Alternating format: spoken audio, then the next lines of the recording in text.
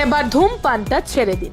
৬ টাকার সিগারেট হতে পারে ২৪-৭২ টাকা নির্মলার নতুন বিলে তামাকের দামে আগুন।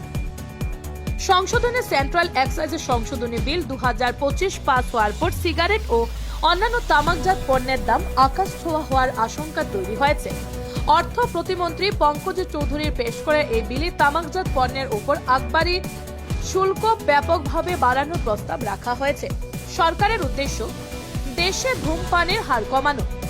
অধিকর্তাদের মতে বর্তমানে যে একটি সিগারেটের দাম গড়ে 18 টাকা তা খুব শীঘ্রই বেড়ে 72 টাকা পর্যন্ত হতে পারে।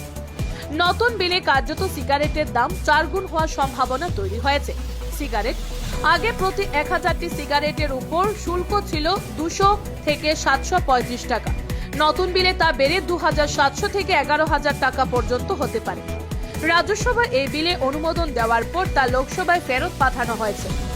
বিলটির মাধ্যমে 1944 সালের পুরনো আবগারি আইন সংশোধন করা জর্দা ও সুগন্ধি তামাক সহ সব ধরনের তামাকজাত পণ্যের উপর সেস ও শুল্ক বাড়ানোর পরিকল্পনা করা হয়েছে। সব মিলিয়ে সরকারের এই করা সিদ্ধান্ত জনস্বাস্থ্যের পক্ষে ইতিবাচক বলে মনে করা হচ্ছে। Bureau report, Nababarta today.